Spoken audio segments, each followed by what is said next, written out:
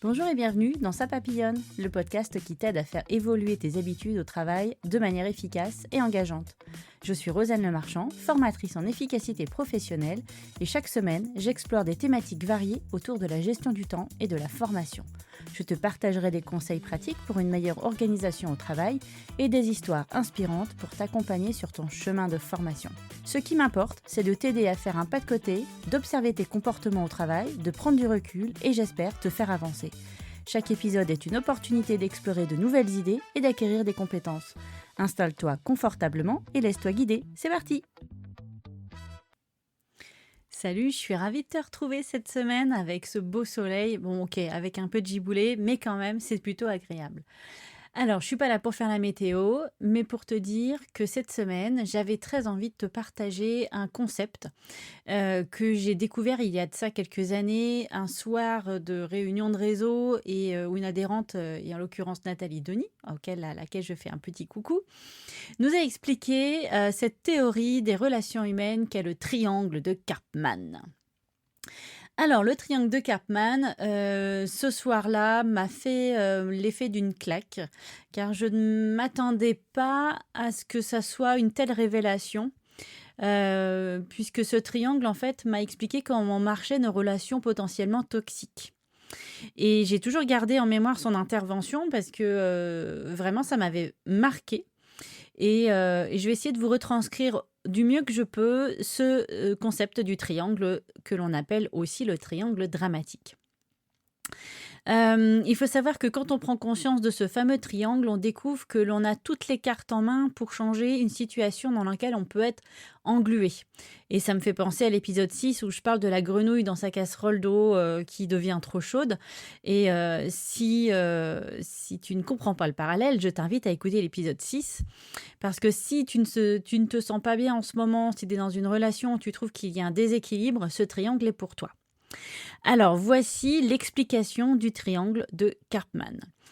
Alors déjà, d'où il vient ce triangle de Karpman? C'est évidemment un homme, Monsieur Karpman, Monsieur Stephen Karpman, qui était psychiatre et psychologue américain. Il a créé en fait ce concept dans les années 60.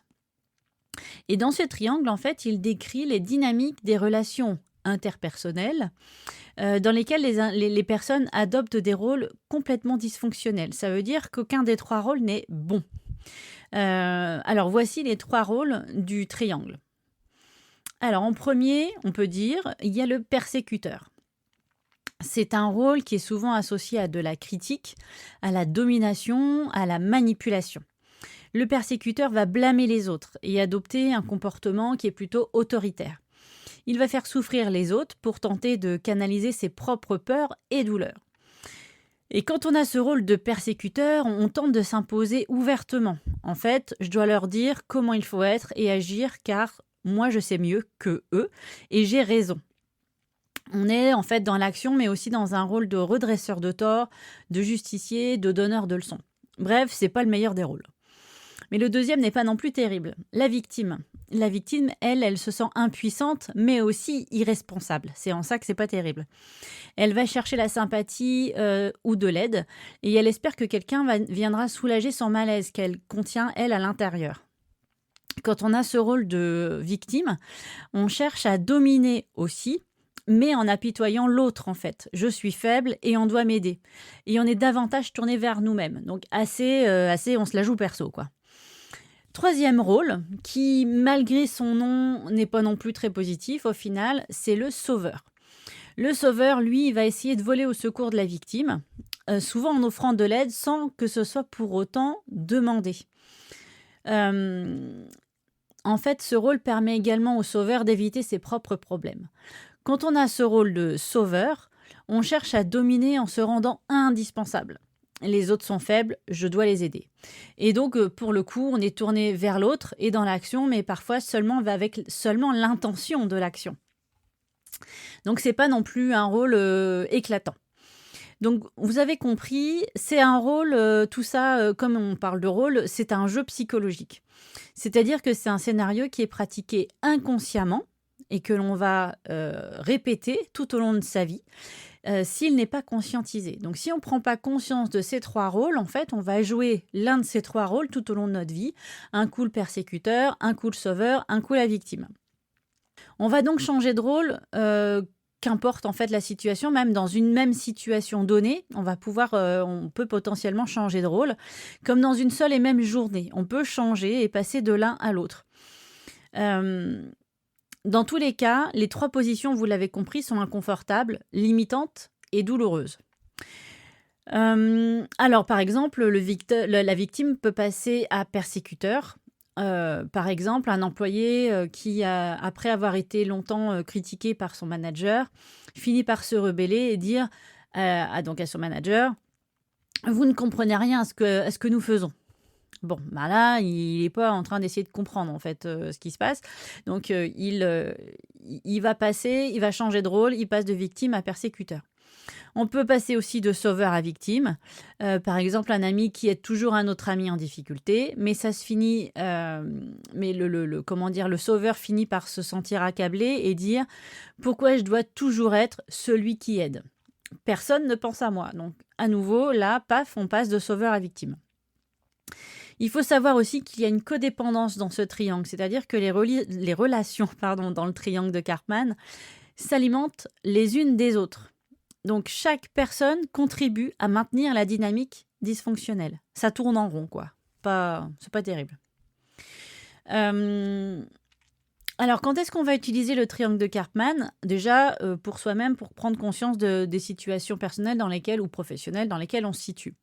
Mais c'est aussi dans les thérapies et le développement personnel qu'on peut utiliser en fait ce triangle pour aider les personnes à reconnaître leur rôle et à sortir de ces rôles justement qui sont dysfonctionnels.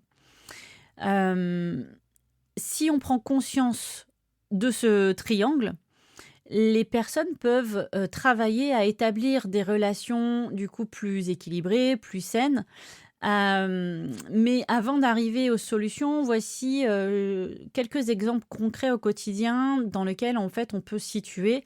Et tour à tour, vous allez voir les rôles de persécuteur, victime et sauveur.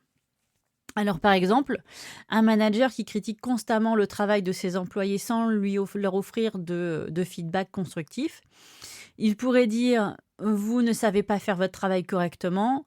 Forcément, ça crée un environnement de peur et de stress. Là, on est clairement dans le rôle de persécuteur. Un autre exemple, un étudiant qui échoue un examen et qui dit à ses amis « je suis nul en tout, rien ne va jamais dans ma vie ». Cette personne, clairement, elle se sent impuissante et va chercher de la sympathie sans prendre des mesures pour s'améliorer parce qu'il y a peut-être des choses à faire de son côté. Donc là, on est en plein dans le rôle de la victime.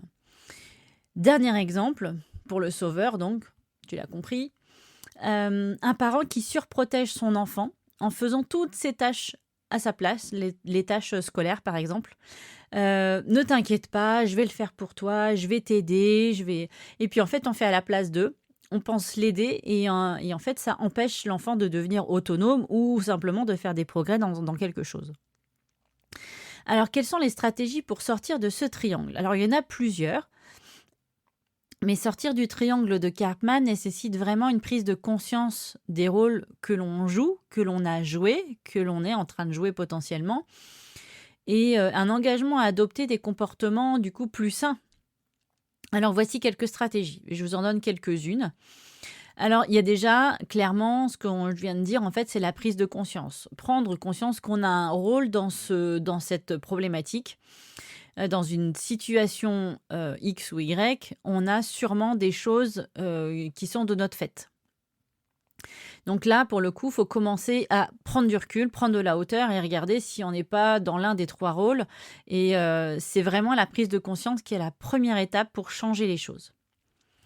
La deuxième possibilité, et qui est complètement du coup complémentaire à la première, parce que la première, la prise de conscience, c'est the first and the only one, et c'est établir des limites. Donc, dès qu'on a pris conscience, en fait, forcément, on va pouvoir voir qu'il y a des limites qui ont été dépassées. Et là, il faut établir des limites claires. Par exemple, un sauveur pourrait décider de ne plus aider quelqu'un qui ne fait pas d'efforts pour s'améliorer. On va prendre aussi ses responsabilités, comme on a dit juste avant. Si on prend conscience du rôle que l'on a, on a aussi fait des choses et on a peut-être pris des choix qui ont eu des conséquences derrière. Donc chacun doit prendre ses responsabilités. Donc chaque individu dans la situation doit reconnaître sa part de responsabilité dans la dynamique du triangle. Donc, par exemple, la victime peut commencer à prendre des mesures pour changer sa situation. Donc, la victime, si elle s'apitoie tout le temps sur son sort, va jamais sortir du truc. Si elle commence à ouvrir les yeux en disant, bah, peut-être que je peux faire une action pour sortir de ce triangle, ben, carrément, il y a des choses à faire. Donc là, on est carrément sur la bonne voie. Après, on a aussi une chose qui est très importante, c'est d'expliquer ses besoins. De quoi on a besoin par rapport à une situation donnée, sans pour autant blâmer les autres. Ça évite de rentrer justement dans ce jeu de la victimisation ou de la persécution. Ensuite, on a encore et toujours l'écoute active. Alors ça, cette écoute active, je pense que je ferai un épisode aussi là-dessus. On n'écoute pas assez les gens, en tout cas activement. Du coup, pratiquer l'écoute active, c'est comprendre mieux les perspectives des autres. C'est prendre en compte la vision de l'autre sans jugement. Et ça peut réduire clairement les malentendus et favoriser, bien sûr, les interactions beaucoup plus positives dans tout ça.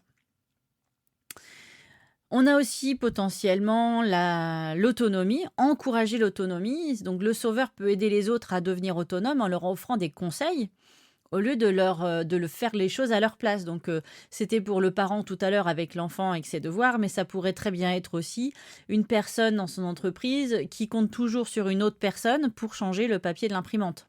Par exemple, enfin charger le papier dans l'imprimante. Donc, si il compte toujours en fait sur cette personne et que l'autre elle le fait, on est déjà en fait dans une sorte de petit triangle. Sauf que l'autre personne peut très bien dire, bah écoute, le papier il est là. Quand il y en a plus, tu ouvres le tiroir, tu défais le papier qui entoure le papier et tu le mets dedans. Et point barre, c'est fini. Donc, favoriser l'autonomie, c'est aussi être un peu plus focus sur le travail qu'on a à faire et ça nous responsabilise aussi en tant que personne. Chacun peut faire quelque chose en fait. On peut avoir aussi comme possibilité de se fixer des objectifs et qu'ils soient évidemment positifs.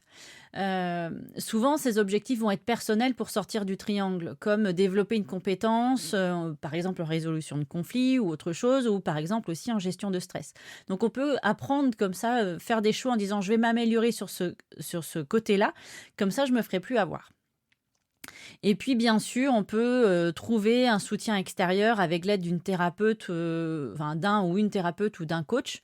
Quelqu'un qui soit extérieur, en fait, peut nous aider aussi à éclairer les situations et nous aider à sortir des dynamiques toxiques. Moi, c'est ce que j'ai fait. Du coup, l'année dernière, j'ai eu besoin d'en parler à quelqu'un qui était complètement neutre dans l'affaire et qui, enfin, si vous avez écouté mes différents podcasts, vous savez de quoi je parle.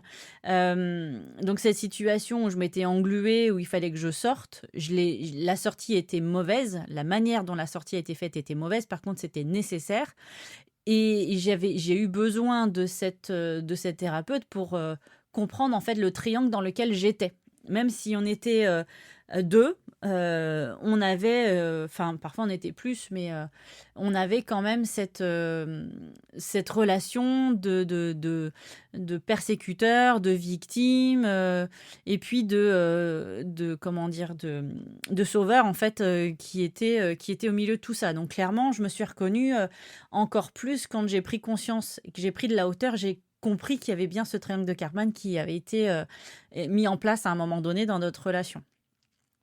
Donc en fait, il est tout à fait possible, tu vois, de sortir de ce cycle, de rompre le cycle des triangles et de construire des relations beaucoup plus saines basées sur le respect mutuel et la responsabilité personnelle. Ce que je retiens du coup de l'intervention de Nathalie, c'est sa conclusion, surtout pour sortir facilement de ce triangle. Alors facilement, ouais, si, c'est facilement. En fait, la seule chose qui te fait sortir du triangle, ce sont les faits. Quand on met uniquement en avant les faits et non les sentiments que ça a généré, déjà on se positionne comme un vrai adulte. Et d'ailleurs, ma thérapeute Lucille m'avait dit que les faits sont neutres. C'est toujours à cause des sentiments qu'on va y mettre derrière qui peut faire que ça tourne mal.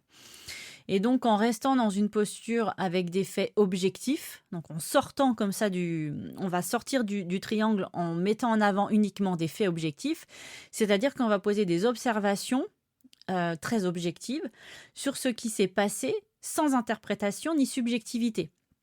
Et grâce à ça, on va sortir du triangle et on va sortir alors pas forcément de la relation, mais on va sortir d'une problématique qui tournait peut-être en rond. Mais ça inclut par conséquent de reconnaître ses torts. Ça inclut qu'on a mal fait quelque chose. Donc il y a des faits et ce qu'on a mal fait. Et on reconnaît du coup ses responsabilités. On va aussi, grâce à ça, exprimer ses besoins. Donc on est sorti du triangle, on a pris un peu de hauteur, on met les faits sur la table et on va dire, voilà, moi maintenant j'ai besoin de ça. Et on va pas, grâce à cette mise en avant des besoins, on va pas agresser l'autre en fait dans ce qu'il n'a pas bien fait. Donc là, on va exprimer ses besoins. J'ai besoin de ça, j'ai besoin de ci. C'est clair et net pour tout le monde. Il n'y a pas d'agression sur ce que l'autre a mal fait. Et on peut compléter cette conclusion de sortir comme ça de ce triangle avec les faits, avec des limites. Donc, par exemple, les limites qu'on peut se mettre, que se poser à soi-même, par exemple dans le milieu professionnel, c'est par exemple de dire à un collègue, écoute, je suis disponible pour discuter de ce projet, mais entre 14h et 15h, parce que après ça, moi, j'ai d'autres engagements, j'ai un autre rendez-vous, par exemple. La personne, elle peut entendre que tu as des engagements. Et ça, ce sont des faits. C'est pas j'ai pas envie ou alors j'ai pas le temps ou quelque chose. C'est j'ai le temps de telle heure à telle heure. C'est très simple, c'est très objectif, c'est factuel. Et après, j'ai autre chose. Ça aussi, c'est factuel. On peut aussi, quand on a un manager qui nous demande en fait quelque chose de complémentaire à ce qu'on est déjà en train de faire à notre liste de tâches, qu'on ne peut pas prendre d'autres tâches en ce moment, parce que je suis déjà à pleine capacité de mes projets actuels. En fait, je suis en pleine, je suis full. Mais ça se dit, mais ça se montre aussi. C'est-à-dire qu'on va montrer, on va expliquer qu'il y a ça, qu'il y a ci, qu'il y a ça. Il y a toute cette liste de choses à faire et que ça, c'est à faire dans un minimum de temps, par exemple. Mais si le manager demande quelque chose complémentaire, on va expliquer clairement, ben, si cette nouvelle chose, elle est prioritaire, ok, mais j'en enlève une autre alors. Dans ce cas-là, ou alors je fais plus tard une autre tâche qui était fixée à l'origine. Donc on va rester comme ça dans quelque chose de très objectif, dans les faits, et ça se passera déjà beaucoup mieux.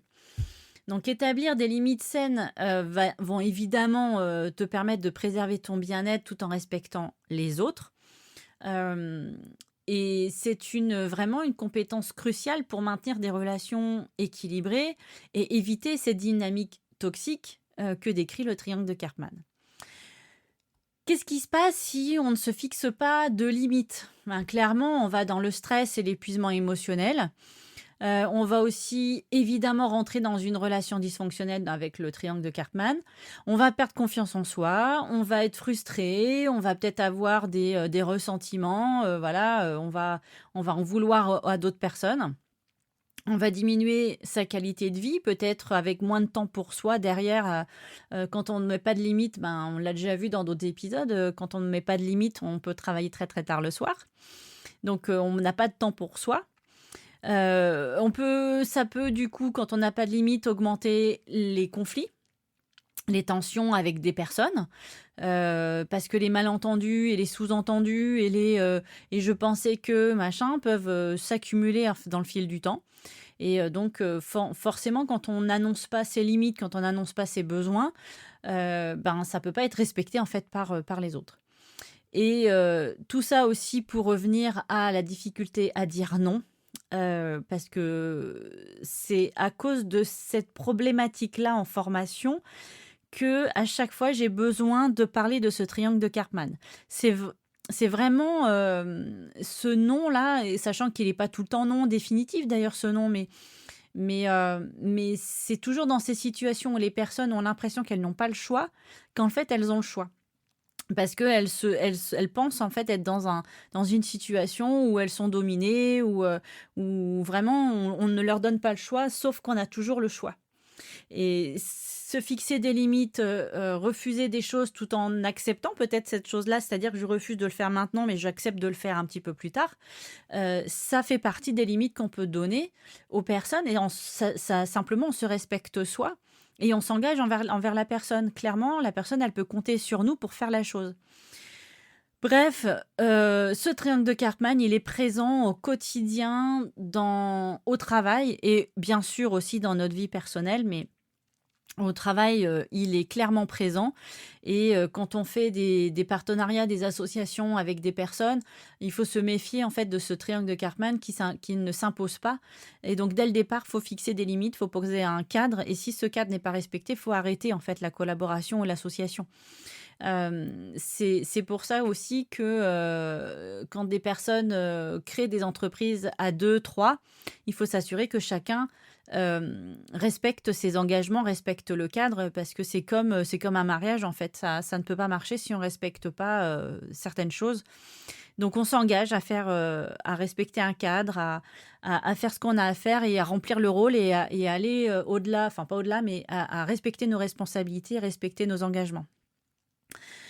Bien, donc tout ça, voilà, j'ai expliqué de long en large en travers, je crois, le triangle de Karpman qui donc influe sur notre quotidien régulièrement. On va retenir que ce triangle, dans ce triangle, il n'y a aucune place vraiment super.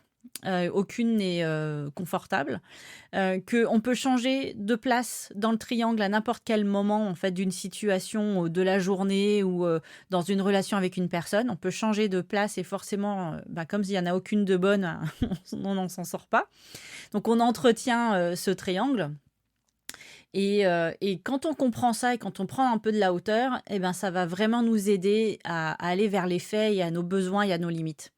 Voilà, donc je voulais vraiment vous partager ça cette semaine parce que ça fait partie des aides en fait et des concepts qui peuvent vraiment nous accompagner au quotidien, au travail pour être plus serein au quotidien. Voilà. Écoute, j'en ai fini pour aujourd'hui. Je te souhaite une excellente journée puisque je sors le podcast dès très très tôt le matin pour que les personnes puissent écouter très très tôt le matin. Et puis on se retrouve la semaine prochaine, peut-être pour une interview, je vais voir, mais les interviews vont commencer. Et d'ailleurs, s'il y a des personnes qui veulent partager la manière dont elles gèrent leur charge de travail au quotidien, leur efficacité, la gestion des tâches, gestion des priorités, tout ça, je t'invite à m'envoyer un petit mail, un petit message pour te faire connaître parce que ça peut apporter en fait des petites clés aussi à d'autres personnes. Et il faut savoir que la gestion du temps, c'est très personnel et il n'y a pas une méthode qui va s'appliquer à tout le monde et qui va marcher pour tout le monde. C'est faux. Chacun est donc différent. Chacun a donc sa méthode. Et le fait de partager ces trucs et astuces aux autres, ça peut vraiment aider les autres. Donc, je t'invite, si ça t'intéresse, à te faire connaître auprès de moi, que tu sois indépendant ou salarié, qu'importe, puisque je m'adresse aux deux publics. Et donc, ça donnera des exemples de toute façon pour les deux. Merci pour ton écoute et je te dis à la semaine prochaine. Ciao! Merci d'avoir écouté cet épisode. Si tu as aimé, je t'invite à t'abonner, à laisser un avis ou des étoiles et à partager avec tes amis. Je suis aussi à ton écoute. Alors propose-moi des sujets à aborder, je me ferai un plaisir de creuser le sujet. On se retrouve la semaine prochaine pour une nouvelle conversation passionnante. Salut!